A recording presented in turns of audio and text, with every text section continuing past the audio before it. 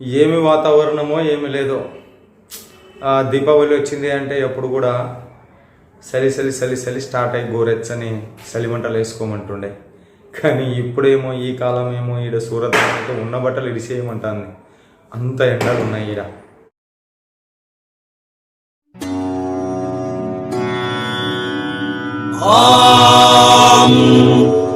నారసింహాయ విద్మహే వజ్రనకాయ ధీమహి తన్నో నృసింహ ప్రచోదయాత్. శ్రీలక్ష్మీ నారసింహాయ నమః.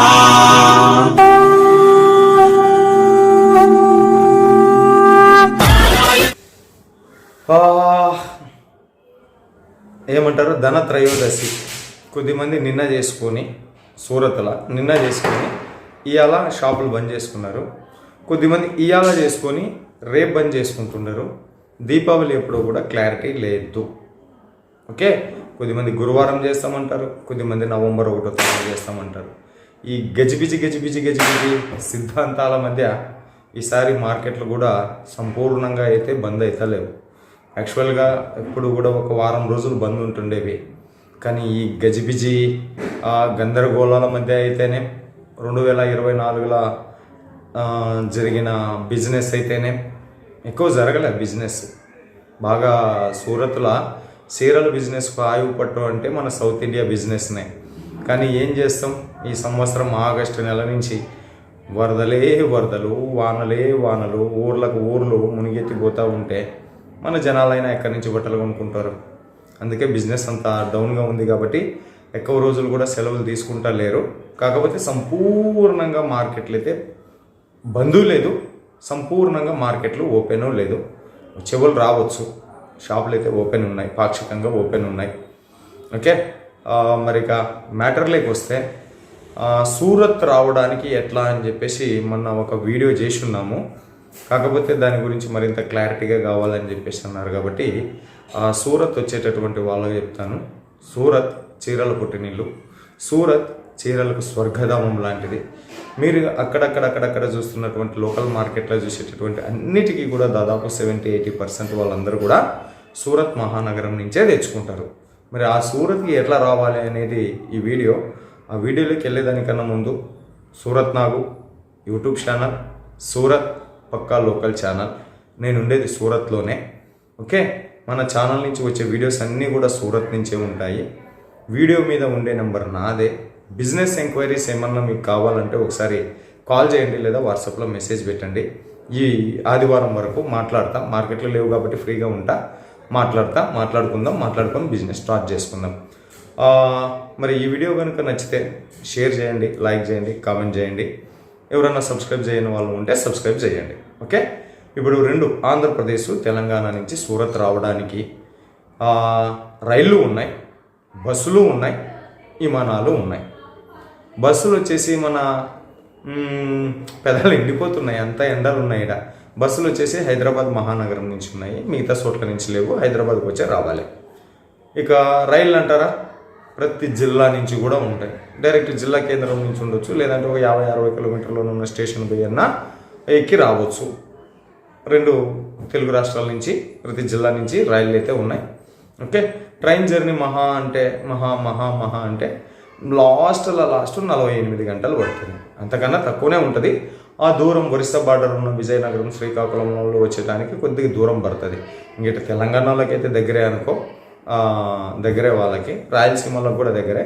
ఆ విజయనగరం, శ్రీకాకుళం, విశాఖపట్నం ఉన్నారు కదా, వీళ్ళకి కొద్దిగా దూరం. సో జర్నీ అవర్స్ పెరుగుతుంది. Ticket ఫేరు 3 tier AC, 2 tier AC, sleeper ఇట్లా రేట్లు ఉంటాయి. మ్యాక్సిమం ఎంత తిప్పి కొట్టినా కూడా 2-2.5 వేల కన్నా ఎక్కువ కాదు, అది ఏసీ తీసుకుంటే. ఇక స్లీపర్ కోచ్కి వస్తే 500, 700, 800లోనే అయిపోతుంది. కాకపోతే జర్నీ ప్రయాణపు విలువ ఎక్కువ ఉంటుంది. ఇక మూడవది విమానాల గురించి మాట్లాడదాం. హైదరాబాద్ నుంచి నేరుగా సూరత్కు ఉన్నది 1.5 గంటల ప్రయాణం పడుతుంది. ఓకే, విమానం ఎక్కి రావాలంటే ఏం పాస్పోర్ట్ అవసరం లేదు, ఆధార్ కార్డు, ఓటర్ కార్డు ఈ రెండిట్లోనే ఏదో ఒకటి ఉన్నా నడుస్తుంది, ఎక్కి రావచ్చు, పాస్పోర్ట్ ఏం అవసరం లేదు. ఓకే, ఇక హైదరాబాద్ కాకుండా విజయవాడ విశాఖపట్నం గిట్లా వచ్చేటోళ్ళు ఉంటారు కదా, కనెక్టింగ్ ఫ్లైట్లు అని కూడా ఉంటుంది. కనెక్టింగ్ ఫ్లైట్ ఎక్కువ వస్తే ఒక 3 గంటలు జర్నీ అవుతుంది. అంటే విశాఖపట్నం నుంచి హైదరాబాద్కి 1 గంటన్నర, హైదరాబాద్ నుంచి మళ్ళీ ఒక సూరత్కు 1 గంటన్నర, లేదా విజయవాడ నుంచి ముంబైకి 1 గంటన్నర, ముంబై నుంచి ఇట్లా కనెక్టింగ్ ఫ్లైట్లు కూడా ఉంటాయి. వయా బాంబే, వయా ముంబై వచ్చేటివి కూడా. ఇంకా ఈ ఎయిర్పోర్ట్కి సంబంధించినటువంటి టర్మ్స్ అండ్ కండిషన్ ఏమి అంటే, అక్కడ మనతో పాటు చాలామంది ప్రయాణికులు ప్రయాణిస్తూ ఉంటారు కాబట్టి, గాల్లో ఎగిరే విమానాలు కాబట్టి బందోబస్తు చాలా ఎక్కువ ఉంటుంది. చెకింగ్ కోసం అని చెప్పేసి ఫ్లైట్ 6 గంటల బయలుదేరుతుంది అంటే 4 గంటల కల్లా మనం ఆడ ఉండాలి. అంటే 2 గంటల ముందు ఉండాలి. దాదాపు చెకింగ్ చేయడానికనే మనల్ని అర్ధ గంట 40-45 నిమిషాలు అయితే ఖచ్చితంగా తీసుకుంటుంది. ఇది విమానం వచ్చేటటువంటి వాళ్ళకు విషయము. ఇప్పుడంతా ఆన్లైన్ దునియా, ఫోన్లోనే బుక్ చేసుకోవచ్చు. గో ఐబీఓ అని, మేక్ మై ట్రిప్ అని, ఇట్లా ఎన్నో అప్లికేషన్లు ఉన్నాయి. వాటిలోనే ట్రైన్ టికెట్లు బుక్ చేసుకోవచ్చు, బస్ టికెట్లు బుక్ చేసుకోవచ్చు, ఫ్లైట్ టికెట్లు కూడా బుక్ చేసుకోవచ్చు. ప్రింటింగ్ పేపరే తీసుకోవాలని రూల్ ఏం లేదు. మొబైల్కి మెసేజ్లు వస్తాయి టికెట్లన్నీ కూడా, పలానా సీటు పలానా నెంబర్ అని చెప్పేసి. అది ఇంకా ఏమి తర్వాత విషయం వచ్చేసి క్యాష్ అండ్ డెలివరీ. ఇది క్యాష్ ఎక్కువ పట్టుకొని రావద్దండి, లచ్చలు నింపుకొని రావద్దు. సూరత్లో గీకుడు మిషన్లు ఉన్నాయి, ఏటీఎం కార్డులు ఉన్నాయి, చెక్కులు అక్సెప్ట్ చేస్తారు, డీడీలు అక్సెప్ట్ చేస్తారు, ఫోన్పేలు అక్సెప్ట్ చేస్తారు, గూగుల్ పేలు అక్సెప్ట్ చేస్తారు. ఓకేనా? ఫోన్పేలో లిమిట్ ₹1,00,000 ఉంటుంది కదా. అంటే ఈ మధ్య కొద్దిగా లిమిట్ కూడా రిజర్వ్ బ్యాంక్ ఆఫ్ ఇండియా పెంచింది కాబట్టి పెద్ద ప్రాబ్లం ఏం లేదు. ఓకే, క్యాష్ ఎక్కువ తెచ్చుకోకండి. తాగడానికి తినడానికి ఎంత ఖర్చు ఉంటుందో ప్రయాణంలో అంత తెచ్చుకుంటే అయిపోయాయి. ఇది సూరత్ నాగు యూట్యూబ్ ఛానల్ నుంచి సూరత్ వచ్చేటోళ్ళకి చెప్పే శుద్ధులు. ఇట్లా ఏమన్నా నేను మర్చిపోయి ఉంటే, ఇంకా మీకు ఏమైనా డౌట్ల గురించి కావాలంటే కామెంట్ పెట్టండి, లేదా వాట్సాప్లో మెసేజ్ పెట్టండి. మనం రిప్లై ఇస్తాం, మాట్లాడుకుందాం. ఈ నవంబర్ 6వ తారీఖు వరకు మార్కెట్లు, యాక్చువల్గా నవంబర్ 6వ తారీఖు వరకు మార్కెట్లు బంద్ అని చెప్పేసి అన్నారు. తెలిసిన వాళ్ళవి తెరుస్తారు, చెప్పినా కదా ముందుగానే. అంత సంపూర్ణంగా బంద్ లేదు, సంపూర్ణంగా ఓపెన్ లేదని తెలిసిన వాళ్ళ వీడియోలు అప్లోడ్ చేస్తాం.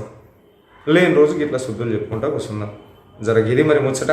అందరికీ కూడా అడ్వాన్స్ దీపావళి శుభాకాంక్షలతో మీ సూరత్ నాగు, సూరత్ మహానగరం నుంచి మరో వీడియోతో ముందుకు వచ్చేంత వరకు అందరికీ